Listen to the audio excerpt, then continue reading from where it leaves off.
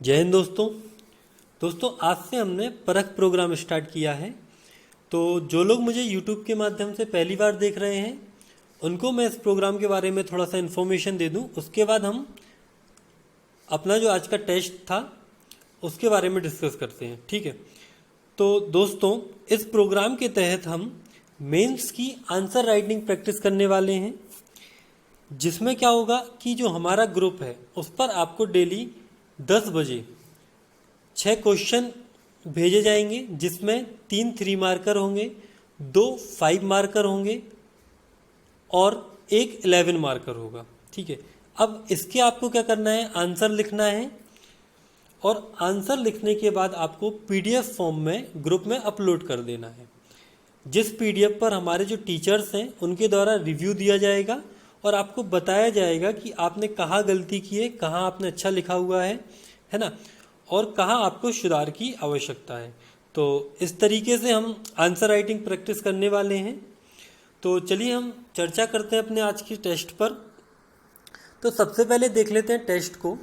तो टेस्ट में जो आज के 3 मार्कर थे उनमें पहला था मालवा के पठार की जलवायु, दूसरा था आधार सिंह एक, और तीसरा क्या था, मेगा ट्रॉपिक्स, ठीक है।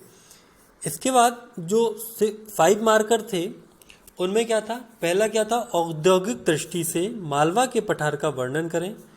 दूसरा क्वेश्चन क्या था, सक्रिय एवं निष्क्रिय सुदूर संवेदन में अंतर स्पष्ट करें। इसके बाद तीसरा जो क्वेश्चन था वो 200 वर्ड का था, यानी कि कितने, 11 मार्कर वाला, वो था गोंडवाना रियासत पर टिप्पणी लिखें। तो दोस्तों आज का जो टेस्ट था, लगभग जितने लोगों की मेरे पास कॉपी आई हुई है तो सभी ने बहुत ही अच्छा किया है, बहुत ही बढ़िया किया है। हमें थोड़े से सुधार की ज़रूरत है, हमें ओवर नहीं लिखना है, हमें ज़्यादा कंटेंट उसमें ऐड नहीं करना है, ठीक है। हम टाइम लिमिट को थोड़ा सा ध्यान में रखते हुए लिखें। तो दोस्तों कंटेंट हमें केवल उतना ही लिखना है जितना पूछा गया है या फिर जितने की ज़रूरत है, ठीक है। क्योंकि अब आपको इतना स्पेस नहीं दिया जा रहा है कि आप एक्स्ट्रा कंटेंट लिख सकें, है ना। तो हमारा कंटेंट कैसा हो, हमें कंटेंट सिलेक्टेड चाहिए है, टू द पॉइंट चाहिए है। अब इसके लिए हमें क्या करना है, तो जो हमारे क्वेश्चन हैं उनको डिस्कस करने से पहले मैं थोड़ा सा आपको बता दूं कि इसके लिए 2 बातें बहुत ही इम्पोर्टेंट हैं, ठीक है। तो पहली बात तो ये है कि जिस टॉपिक पे आप आंसर राइटिंग कर रहे हैं उसकी आपको अच्छे से नॉलेज होना चाहिए। नॉलेज इन द सेंस आपने वो कम से कम 2 से 3 बार टॉपिक पढ़ा हो, आपके दिमाग में उस टॉपिक से रिलेटेड सारी चीज़ें क्लियर हो, तभी आप एक अच्छा आंसर लिख पाएंगे और जो आंसर है उसको विभिन्न आयामों में सोच पाएंगे। यदि आप ऐसा कर रहे हैं कि देखकर आंसर लिख रहे हैं तो ये बिल्कुल ही गलत है। यदि आप ऐसा करते हैं तो कहीं ना कहीं आप अपने आप को डिमोटिवेट करेंगे आंसर के थ्रू। तो इसलिए मैं सबको सलाह देता हूँ, सबसे पहली सलाह यही है कि जो टॉपिक है उसको पहले अच्छे से तैयार करें, फिर उसके आंसर लिखें। इससे क्या होगा कि आपको फ्लो में आंसर लिख पाएंगे। आप जब आपके दिमाग में वो टॉपिक बार बार रहेगा बिल्कुल, तो आप उससे संबंधित जो आयाम हैं वो आप अच्छे से कवर कर पाएंगे और आप फ्लो में लिख पाएंगे, है ना। आपको टाइम कम लगेगा, सोचना नहीं पड़ेगा ज़्यादा, ठीक है, सब कुछ क्लियर होता चला जाएगा। तो सबसे पहली बात क्या है कि हमें टॉपिक को अच्छे से कवर करके रखना है। टॉपिक देखिए, इसलिए मैं आपको पहले से ही बता देता हूँ कि किस टॉपिक से क्वेश्चन पूछे जाएंगे, ताकि आप उसको क्या करें, कवर कर लें, ठीक है। अब दूसरी बात यह है कि हमें टाइम लिमिट का ध्यान रखना है। यदि हम अभी से प्रैक्टिस करेंगे तब जाके हम टाइम लिमिट को फॉलो कर पाएंगे।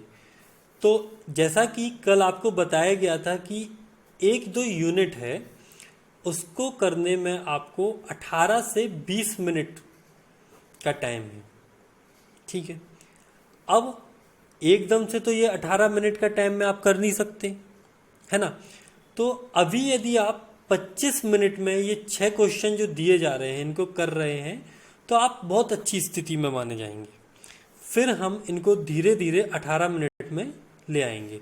कोई भी शुरुआत एकदम से नहीं होती है, हम धीरे धीरे किसी भी चीज़ को इम्प्रूव करते हैं। तो ये दो बातें जो थी वो आपके लिए जानना बहुत ज़रूरी थी जो मैंने बताई। पहला तो टॉपिक को हम तैयार करें, उसके बाद ही आंसर राइटिंग करें। देखकर आंसर राइटिंग करने का कोई मतलब नहीं है। दूसरी बात कि टाइम लिमिट को याद रखें, है ना, कि हमें 4 मिनट में ये 3 क्वेश्चन करना है, तो अभी आप सोचे कि हमें 7 मिनट में करना है। इससे क्या होगा कि आप जब आपने पढ़ के रखा हुआ है और आपके पास 4 मिनट है, ठीक है, तो आपको उससे संबंधित जो कंटेंट लिखना है वो क्लियर हो जाएगा, क्योंकि आपने एक अच्छे से टॉपिक को कवर करके रखा है।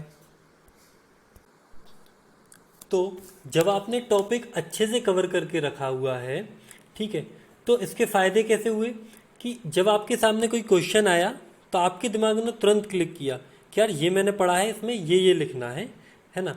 अब यदि आपके दिमाग में टॉपिक में वो नहीं है तो आप क्या करेंगे, देखेंगे, देखकर आंसर लिखेंगे। जब आप देखकर आंसर लिखते हैं तो आप अपना जो खुद की जो डेवलप है माइंड, उसको नहीं कर पाते, है ना। तो हमें सबसे इम्पोर्टेंट बात क्या है आज के सेशन की, कि हमें पहले से टॉपिक को पढ़ के रखना है 2 से 3 बार आंसर राइटिंग करने से पहले। और दूसरी बात, टाइमिंग को ध्यान में रखकर ही आंसर राइटिंग करना है। कोशिश ये करना है कि हमें 7 मिनट में ये 3 क्वेश्चन करने हैं, जिनको हम धीरे धीरे 4 मिनट में लेकर आएंगे। ठीक है दोस्तों, तो अब हम देखते हैं 3 मार्कर्स को कि इनको कैसे करना था। ठीक है, तो पहला जो 3 मार्कर था, मालवा के पठार की जलवायु। चलिए, तो जो 3 मार्कर थे, तो देखिए 3 मार्कर में आपको कुछ नहीं करना था, केवल आपके पास किसी भी 3 मार्कर के लिए 3 पॉइंट होने चाहिए। ठीक है, अब जो पॉइंट हो उनके अलग अलग आयाम हो, ठीक है, और हमें हो सके तो कीवर्ड का यूज़ करना है। ठीक है, इसके फायदे क्या हैं कि आप जब कीवर्ड्स का यूज़ करते हैं तो आप कम समय में अच्छा उत्तर लिख सकते हैं। ठीक है, यदि आप डिस्क्रिप्टिव वे में लिखते हैं उत्तर को तो आपको समय अधिक लगता है, जो कि हमारे पास नहीं है। अब आज के जो 3 मार्कर से लगभग सभी ने बहुत बढ़िया किए, सभी ने अच्छा प्रयास किया। प्रयास क्या मतलब बहुत बढ़िया लिखे सभी ने। बस कुछ लोगों ने क्या किया है, थोड़ा सा वर्ड लिमिट को एक्सटेंड करके रखा हुआ है, थोड़ा सा बढ़ा के रखा हुआ है। तो हमें वर्ड लिमिट थोड़ा सा कम करके रखना है। हमें कोशिश ये करना है कि हमारा 3 लाइन में उत्तर खत्म हो जाए। ठीक है, 3 आयामों के साथ 3 लाइन में उत्तर क्या हो जाए, हमारा खत्म हो जाए। अब जो इस बार जो शब्द सीमा वो 10 वर्ड है। ठीक है, तो जहाँ तक मुझे लगता है कि 3 ही लाइन मिलेंगी करने के लिए, तो हम जो प्रैक्टिस है वो 3 लाइनों पर करेंगे। ठीक है, उसके बाद यदि आयोग 2 लाइन भी देता है तो हम आसानी से क्वेश्चन को क्रैक कर लेंगे। ठीक है, तो जो पहला क्वेश्चन था वो था मालवा के पठार की जलवायु। तो इसमें हमें क्या करना था, जैसे मैंने सबसे पहले लिखा, अधिकतर लोगों ने इसी टाइप से किया हुआ है क्वेश्चन को। तो सबसे पहले प्रकार, यानी कि जलवायु का हमने प्रकार बता दिया कि यह सम जलवायु थी, 1 लाइन खत्म, 1 आयाम। दूसरा हमने बताया वर्षा, तो यहाँ पे 75 से 125 सेंटीमीटर वर्षा होती है, औसत वर्षा जो हम माने। ठीक है, फिर हमने देखा तापमान, तो हमने बता दिया 40 टू 42 सेंटीग्रेड। ठीक है, तो ये इसके 2 पॉइंट कंप्लीट हो गए। और तीसरा हमने एक विशेष पॉइंट जो कि सभी को पता है कि मालवा की जो जलवायु है उसको फायान ने श्रेष्ठ जलवायु कहा है। तो इन 3 पॉइंट के साथ हमने इस क्वेश्चन को कंप्लीट किया। अब इसमें हमें एक्स्ट्रा लिखने की ज़रूरत नहीं थी, ना डिस्क्रिप्टिव वे में लिखने की ज़रूरत थी, हमें इन शॉर्ट लिखना था, कीवर्ड का यूज़ करना था। ठीक है, जो कि सभी लोगों ने किया है, अच्छा किया है ना। चलिए हम दूसरा क्वेश्चन देखते हैं। दूसरा क्वेश्चन था आधार सिंह। तो आधार सिंह में हमें एक पहले तो सामान्य सा परिचय देना था कि ये भाई कौन था। तो ये रानी दुर्गावती का एक विश्वसनीय क्या था, सेनापति था। चलिए एक लाइन में इसका क्या हो गया, परिचय। इसके बाद हमने एक लाइन में इसको लिखा कि अफगान तथा मुगल संघर्ष में गोंड वंश का इसने क्या किया, नेतृत्व किया। सेनापति था तो भाई सेना का नेतृत्व किया होगा।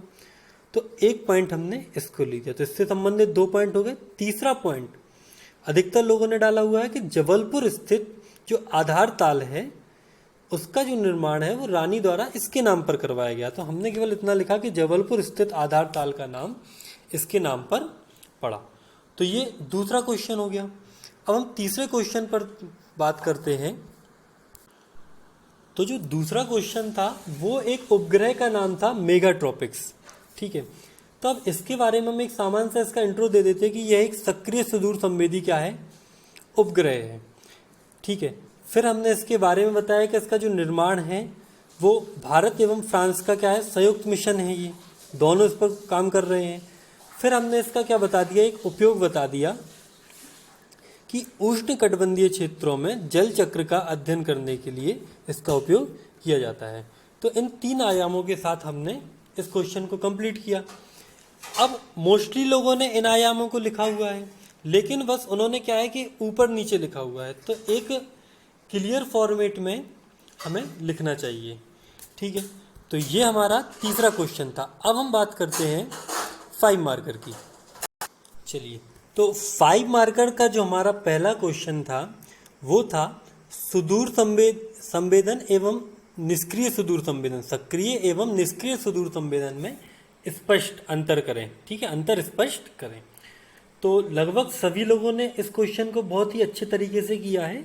बस थोड़ा सा जो आधार हैं उनमें कहीं ना कहीं सुधार होने की आवश्यकता थी, ठीक है। तो देखिए क्या होता है, जब हम किसी टॉपिक को बार बार पढ़ते हैं तो चीज़ें क्लियर होती हैं। तो मैंने अभी शुरुआत में बोला है कि आंसर लिखने से पहले उस टॉपिक को कम से कम हमने 2 बार रिवाइज किया हो। यदि हम इस तरीके से आंसर करेंगे तो डेफिनेटली एक अच्छा आंसर बना पाएंगे, ठीक है। तो हम पहला पॉइंट बना सकते थे कि परिभाषा, ठीक है। तो अब परिभाषा में हम क्या बता सकते थे कि ये संवेदन हेतु सूर्य के प्रकाश पर निर्भर होते हैं, सक्रिय सुदूर संवेदन, ठीक है। अब संवेदन हेतु सूर्य के प्रकाश पर निर्भर करते हैं, सक्रिय सुदूर संवेदन हेतु सूर्य के प्रकाश पर निर्भर नहीं करते हैं। और जो निष्क्रिय सुदूर संवेदन है वो संवेदन हेतु सूर्य के प्रकाश पर निर्भर करते हैं। तो ये इसका एक पहला पॉइंट बन गया। दूसरा पॉइंट हम लिख सकते थे संवेदन, यानी कि यह दिन और रात दोनों में संवेदन करता है और यह केवल दिन में संवेदन करता है, ठीक है। इसके बाद हमने देखा कि इनमें तरंगों का कौन सा उपयोग होता है। तो पहला जो सक्रिय है उसमें सूक्ष्म तरंगों का उपयोग होता है और जो निष्क्रिय है वह अवरक्त प्रकाश का उपयोग करता है। इसके बाद हमने दूसरा लिखा नीतिभार। कई लोगों ने ये सही पॉइंट लिखा हुआ है, ठीक है। आधार भी काफ़ी लोगों ने अच्छे लिखे हैं, बस कुछ कुछ आधारों में सुधार की आवश्यकता है। अब जैसे नीतिभार तो हम लिख सकते हैं कि रडार, रडार के बगल में हमने लिख दिया SAR, ठीक है। तो SAR रडार का उपयोग होता है इसमें। फिर हमने दूसरा देखा कि निष्क्रिय में कैमरे का उपयोग होता है, ठीक है। इसके बाद एक पॉइंट हम बना सकते थे कि दक्षता, ठीक है। तो जो सक्रिय सुदूर संवेदी उपग्रह है वो अधिक दक्ष हैं क्योंकि दिन रात में भी काम कर सकते हैं, आंकड़े स्पष्ट होते हैं, रडार का उपयोग हो रहा है, ठीक है। और जो निष्क्रिय सुदूर संवेदी उपग्रह हैं यह थोड़ा कम दक्ष होती है, इनकी दक्षता कम होती है। फिर हमने देखा प्रणाली, तो यह प्रणाली क्या है, जटिल है, और यह प्रणाली क्या है, थोड़ा सा आसान है। इसके बाद उदाहरण लिखने थे हमें, तो हमने उदाहरण लिखे रीसेट, मेगाट्रॉपिक्स, और निष्क्रिय में लिख दिए कार्टोसेट, रीसेट। तो इस तरह आपका एक क्या हो गया, आंसर कंप्लीट हो जाता है, ठीक है। तो सभी लोगों ने लगभग अच्छा किया है, आगे हम और अच्छा करेंगे, है ना। बस थोड़ा सा टॉपिक को पहले से पढ़ के रखें तो आप और अच्छे से कर पाएंगे, ठीक है। चलिए अब हम आगे देखते हैं कि हमारा नेक्स्ट क्वेश्चन क्या है, ठीक है। तो जो हमारा सेकंड क्वेश्चन था 5 मार्कर वाला, उसमें था कि मालवा के पठार का औद्योगिक दृष्टि से वर्णन करें, है ना, औद्योगिक दृष्टि से वर्णन करें। तो इसमें हमें क्या बताना था कि जो विभिन्न उद्योग हैं और औद्योगिक क्षेत्र हैं उनका वर्णन करना था। अब देखिए हमारे पास स्पेस कम है, तो एक चीज़ हमें याद रखना है कि हमें केवल प्रमुख उद्योगों का ही और औद्योगिक क्षेत्रों का ही वर्णन करना है। ठीक है, सभी लोगों ने लगभग लगभग बहुत अच्छा क्वेश्चन को सॉल्व किया है। ठीक है, तो सबसे पहले तो हम देखें कि हाँ, कुछ लोगों ने इस क्वेश्चन में क्या किया है कि इंट्रो दिया है, उसके बाद उपग्रह बताए हुए हैं, फिर उसका क्या किया है, कंक्लूजन भी शायद लिखा हुआ है। तो इस तरीके से जो उन्होंने लाइन का उपयोग किया है वो लाइन काफ़ी लेंथी हो गई है, मतलब वो 11 से 12 लाइन के समथिंग हो गई है। तो भाई इतनी लाइन हमें नहीं मिलने वाली है, हमें कोशिश करना है कि हम 5 से 6 ज़्यादा से ज़्यादा 7 लाइन में क्वेश्चन को कंप्लीट करें। तो ये जो आपको दिख रहा है ये आप आराम से 7 लाइन में लिख सकते हैं। मैंने एक छोटा सा इंट्रो दिया कि मालवा के पठार में प्रमुख जो उद्योग हैं वो निम्न है, जिसमें पहला उद्योग मैंने लिखा मोटर उद्योग। ठीक है, अब ये जॉन डियर कंपनी है, एक ट्रैक्टर वगैरह बनाती है, देवास में है। फिर मैंने आयशर लिखा हुआ अलग अलग हो गया, आयशर कंपनी है, ये पीतमपुर में है। ठीक है, इसके बाद एल्कलाइट फैक्ट्री हुई है ये। ठीक है, ये कहाँ है, ये नीमच में है। इसके बाद रेलवे स्लीपर बुधनी है ना, छाता उद्योग महू, वीना ऑयल रिफाइनरी। ठीक है, कागज उद्योग इंदौर में है ना, टिश्यू पेपर वगैरह का। कृत्रिम रेशा उद्योग नागदा उज्जैन में है। ठीक है, और भेल क्या है, भोपाल में है। इसके बाद हमने एक छोटा सा पॉइंट और ऐड किया जिसमें लिखा हुआ है कि प्रमुख औद्योगिक केंद्र। तो हमने उद्योग बताए और औद्योगिक केंद्र बताए, जिसमें पीतमपुर, मंडीदीप और मेघनगर जो कि झाबुआ में है, इनको बताया। आप चाहें तो और भी लिख सकते थे।